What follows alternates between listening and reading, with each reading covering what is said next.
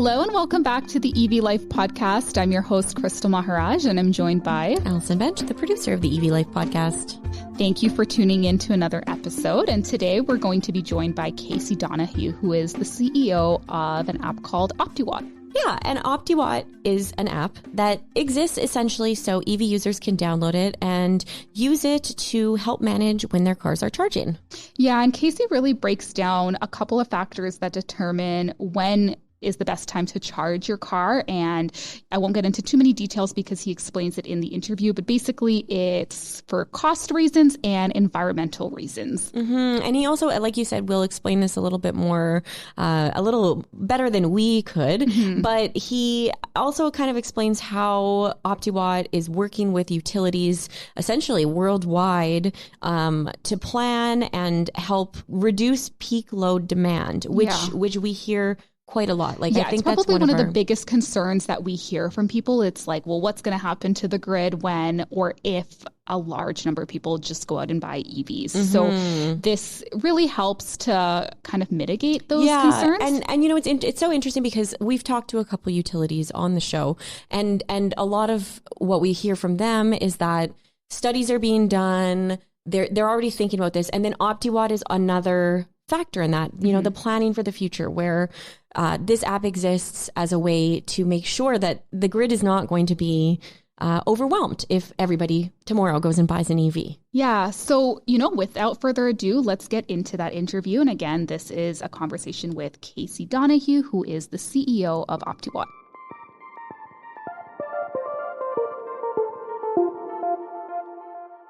Hi, Casey. Thank you so much for joining me on the podcast today. Hi, thanks for having me. Can you tell our listeners a little bit about Optiwatt and what the application is used for, and then also a little bit about your role? Yeah, so I'm the CEO and founder of Optiwatt. Optiwatt is a home energy management application.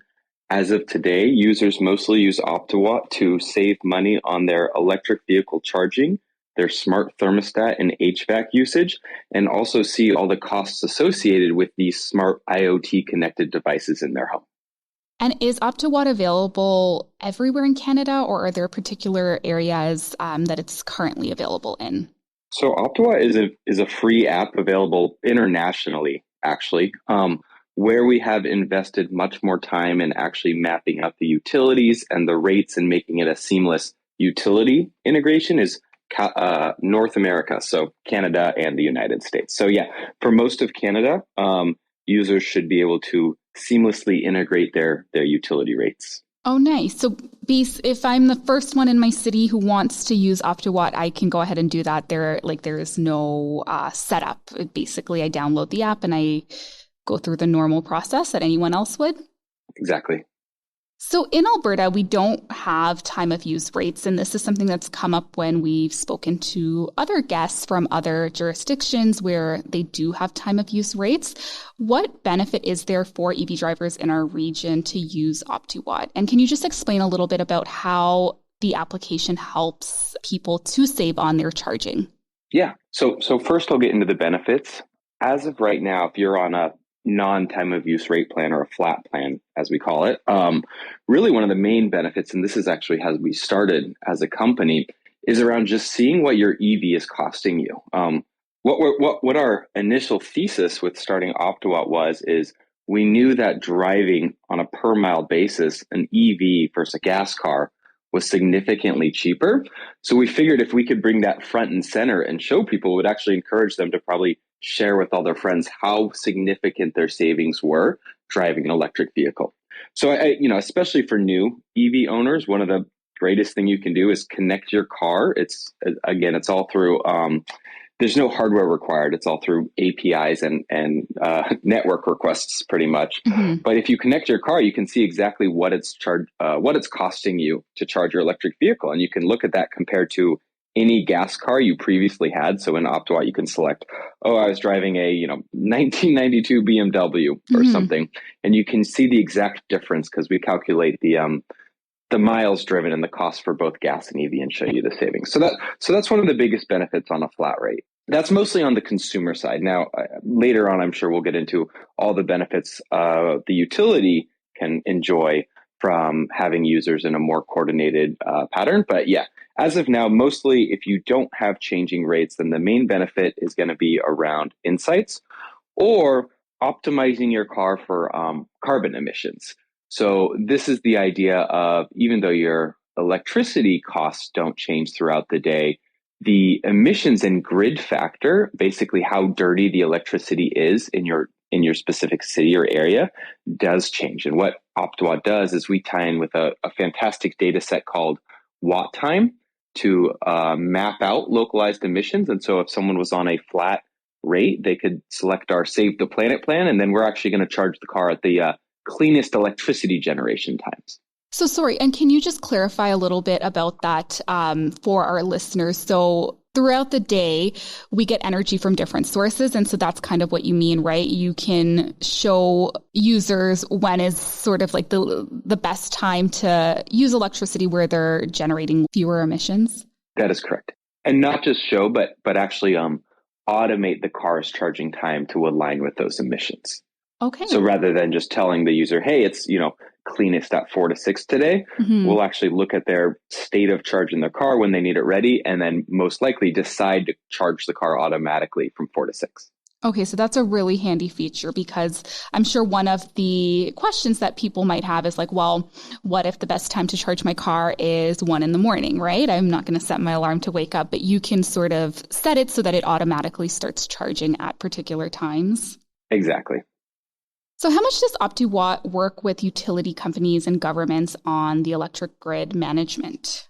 That's actually a core part of our business model. So we try to keep the application free to the end customer. But how Optiwatt makes money is actually taking these electric connected vehicles that we have on our platform and working directly with the local utility to make sure that users are coordinating their charging times in a way that doesn't stress the grid, removes the cost for infrastructure upgrades, and lowers the overall strain and risk of a blackout. So can you just speak a little bit more about the importance of charging during off-peak hours and the environmental benefits of doing that? Yeah, so it all depends on the region. So in most regions, what happens during peak hours is you have the utility firing up coal plants. And these are one of the dirtier ways to generate electricity. And so in order to meet the peak demand when everyone's coming home at 5 p.m., you really need these peaker plants or oftentimes coal plants to match that electricity demand. So if you can really do what's called flattening the curve of electricity consumption, and shift people to later in the night, earlier in the morning, you can avoid having to build or even use these peaker plants, and usually tie more electricity consumption with renewables or cleaner energy sources. Nice. So Alberta itself is fully transitioning away from coal-powered electricity this year. Are there still environmental benefits of using Optiwatt? So once, and I think a lot of cities, municipalities are kind of moving away from coal-powered electricity. So is there still that benefit to using Optiwatt when that transition happens? Yeah, great question. So what happens, let's say you move completely to hydro energy and it's 100% clean. Then really where Optiwatt is helpful is more grid infrastructure resiliency and longevity.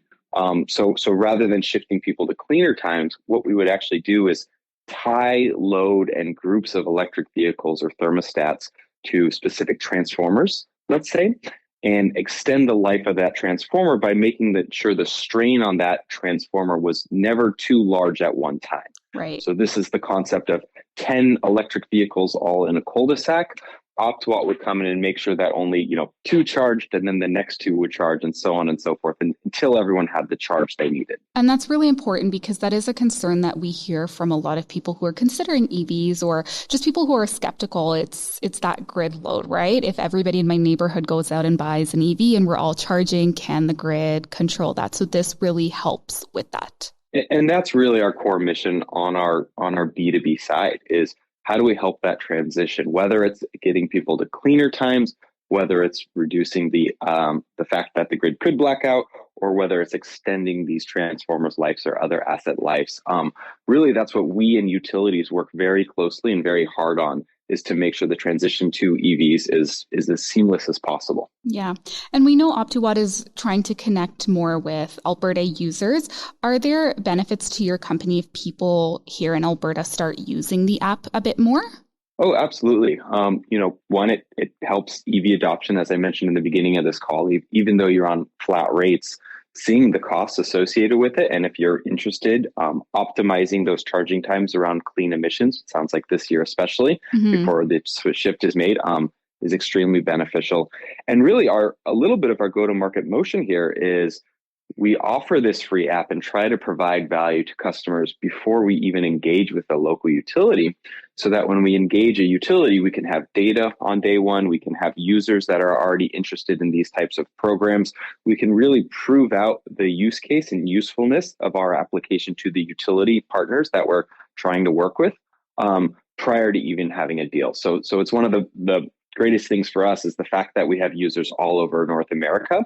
Even though we're not working with every utility in North America, it provides us a data set that can be really helpful for shaping how these managed charging programs should look. Thank you so much, Casey. This was so insightful. Before we wrap up the interview, is there anything else that you'd like to share with our audience? I think at Optiwatt, what we're really excited to do is not just stop at electric vehicles and thermostats, but do this for the whole home. Our vision here is one of the biggest impacts we want to have is moving all home electricity consumption to the cleanest time possible. And to do that well, and to do that in a way that doesn't take down our electric grid infrastructure, what really is required is coordination across all these smart devices in all the homes in the United States and Canada. So that's really a mission of Optiwatt, is to connect every smart device in the home that we can without needing to sell or manufacture new hardware. There's plenty of existing hardware out there being part of this big electrification wave. And we're really excited to figure out a way how to coordinate all these millions of devices going into homes in a way that's beneficial to both the grid and the end consumer.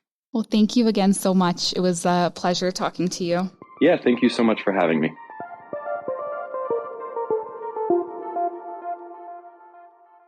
Thank you so much for listening to another episode of EV Life. If you would like to connect with myself and Allison, or talk to just other Albertans who have questions about EVs or have experience driving EVs in Alberta, you can do so in the EV Life community on the AMA mobile app, available in all app stores. And of course, don't forget to subscribe to the podcast so you never miss an episode. Thanks for tuning in. We'll talk to you in the next one.